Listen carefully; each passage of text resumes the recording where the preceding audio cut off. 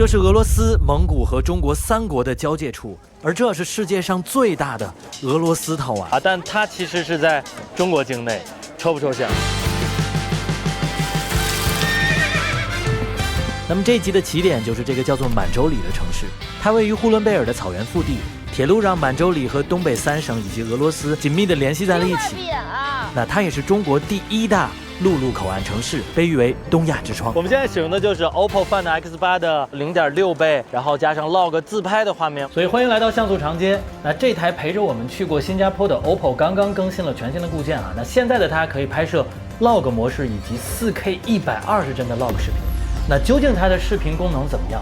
这一期我们准备全程使用它来记录在内蒙的2座没有那么大却很有意思的边陲小城——满洲里和恩和。Everything around you fades into the wind, and my heart is thrown open. Feels like slow motion. I never knew the feeling until you.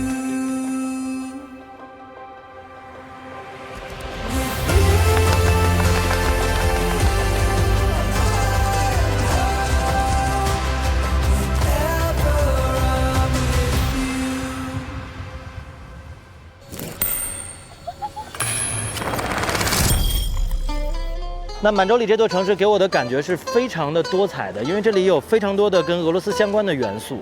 那么最经典的就是套娃，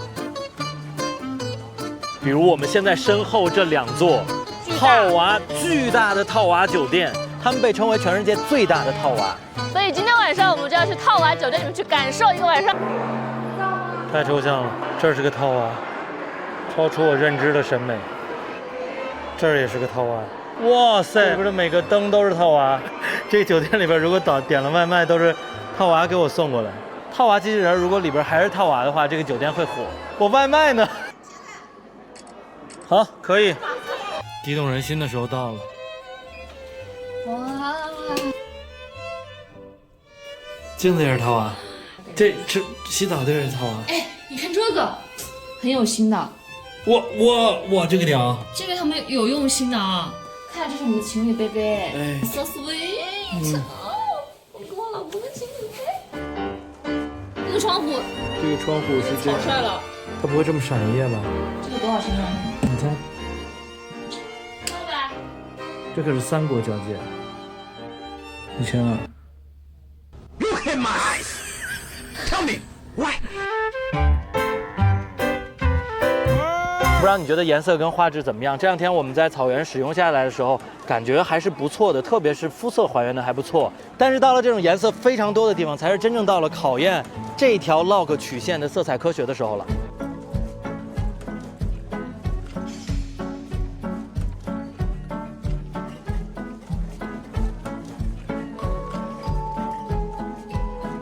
那专业模式下的 log 曲线是最近的手机厂商都开始卷的模式啊。那在之前的节目里边我们提到过，在 log 模式下的画面可以在亮部和暗部分别保留更多的色彩和细节。不知道你这样看下来觉得 OPPO 推出的这条曲线怎么样？那在这里也可以拿它跟 iPhone 的 log 做一个对比。这条曲线其实跟 iPhone 的那条 Apple log 相比的话，它的暗部会更好，但是在亮部的保护上会没有那么好。所以我在实际使用的时候会把这个曝光调整到-0.7或者0.3去使用。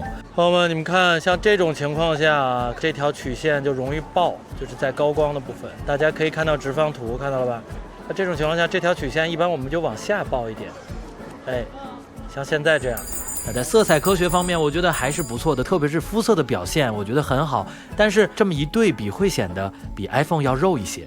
当然，你也可以说是 iPhone 过锐了。不过确实使用下来，我会觉得这条曲线更适合拍人像。那当然，越来越多的厂商啊，在 log 模式上下功夫，我相信这条曲线在未来会有更好的表现。那继续上路，虽然在满洲里拍到了一些有意思并抽象的东西啊，但为了充分的释放这台 OPPO 的最强性能，我们还是带着它去到了莫日格勒河的大草原和被称为呼伦贝尔最美落日点的黑山头。朋友们，我们现在在海拉尔大陆，感觉像在塞尔达。那叫海拉鲁。我们面前的就是莫日格勒河。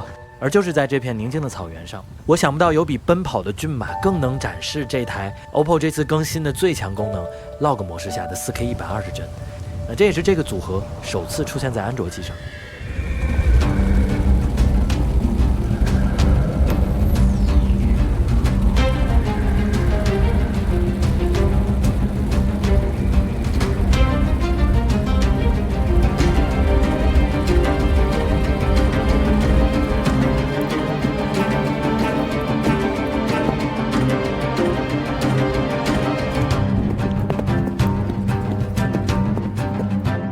不知道大家觉得怎么样？我觉得还是挺带劲儿的。其实这次本来想拍到的是万马奔腾同时过河的场景啊，但是由于我过于兴奋没拿住手机，于是不过还好捞出来了，而且保住了素材。手机一点事儿没有。谁捡到的？我不加钱，还能用？成服。对，就是这台，现在活得还很好。有一说一，这个防水真的是很牛啊，但确实不是我之前想测的。好，言归正传啊，大家知道这个 4K 其实代表的是画面的清晰度，那后边这个120帧呢，其实指的是摄像机每秒拍摄的帧数。那帧数越高，画面就会越丝滑；帧数越低，画面就会越卡顿。那我们一般大部分看的电影是每秒24帧的，那在电影史上往往有一些让人印象深刻的画面啊，那其实是用远远高于每秒24帧这个帧率拍摄的。那比如说你在用每秒120帧的格式拍摄时，画面即使在后期放慢了4倍，你每秒依然有30帧的画面来保证观看的流畅，这就是我们所谓的慢动作。那在去年 4K 120帧和 Log 这个组合首次出现在了手机上，就是 iPhone 16，但是只有主摄给了。那 OPPO 这次的固件升级啊，让这个除了超广角以外的其他3颗摄像头都可以使用这个组合。那拍完了骑马，我们正式到达了本次旅途的最后一个目的地——恩和。恩和这座小城很有意思啊，它是中国唯一的俄罗斯族民族乡，位于内蒙古和俄罗斯的边境。那这里木克楞房屋林立，风光自然如画，有着独特的俄式风情与田园宁静。嗨，朋友们，看我们身后吗？我们现在这个身后的房子在当地叫木克楞，是我的安达敖根推荐给我的，因为这家民宿的老板叫老白，当然我还没有见到他。那恩和这个地方非常的好玩，因为其实当时在画的时候就有一波俄罗斯人被划进来了，然后这波俄罗斯人划进来以后呢，又跟中国闯关东的一帮东北人结合，慢慢已经到现在已经是第4代、第5代的中俄混血了，他们就是我们56个民族之中的俄罗斯族。所以对的，但老白不是俄罗斯族啊，他只是来了这儿，非常喜欢这儿就留下来了。哎，很好看，很好看，谢谢。我们刚拍了很多哦，谢谢。我们之前在采尔马特住了一个瑞士的小木屋，没你这儿漂亮，是吗？没你这儿漂亮。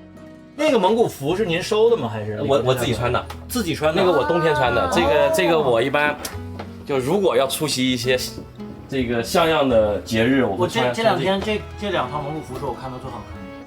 那老白和在这里生活的俄罗斯族的同胞们的有趣故事啊，我们先放到一边，在这儿先挖个坑，我们在后面的更新里会展开。但当我跟他说想测试一下这台手机的对焦和防抖时，老白带着我们和他的2条狗大黄和小九，沙拉的留我一手，一起来到了恩和的白桦林。我们恩和是林草过渡带，林草过渡的过渡带是就是有林子有草甸，树林跟草的过渡，再往西就是纯草原了嘛，再往东就是大兴安岭腹地。刚在这边超美的白桦林里测了一下它的根焦啊，1倍呢根焦还不错，但是3倍的话，基本上在过这种前景的白桦树的时候，自动根焦都不会牢牢的锁死。所以我的建议就是尽量减少这种前景太多的这种拍摄。哎呦妈呀，这个树林里虫子太多了。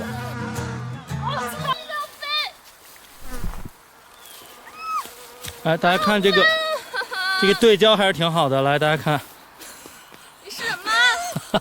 焦点还是跟挺那什么的。如果一定要有这种前景的拍摄的话，尽可能开手动对焦模式，然后把焦点呢锁到人的身上，然后保持一个焦平面位置不变就好了。峰值对焦只有在你开启 MF， 也就是手动对焦的时候它才会显示。我们用3倍拍一些焦点变化的时候，比如刚刚我在拍这个蒲公英的时候，你就可以打开这个峰值对焦。那这样子，在你做一些前后景的焦点变化的时候，你可以清晰的看到这个焦点有没有对到你想要对的物体上。2、1，吹。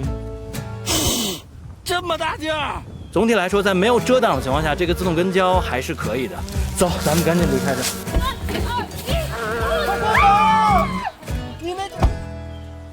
朋友们，这是老白的充气船，一会儿大概充10分钟。我们要是要在这条河里划一个充气船，给大家测一下稳定。走，大华。朋友们，给你们测一下这个0.6倍的稳定啊。哎1倍，好看，好看，好看，好看，好看，好看。 2 hours later。自媒体太难了，我要回家。好，朋友们已经帮你们测完了。那0.5和1倍的增强防抖，目前看起来是最好用的。前面是我的船夫，回个头，好看。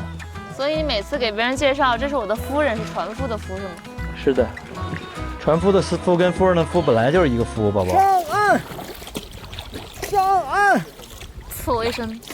那3倍的话是基本上在像船上这种行驶上的时候是没问题的，因为我在车上驶的时候，有的时候它那个增强防抖会有一点抽抽，但整体的稳定性上，我个人觉得和 iPhone 没有什么太大差别。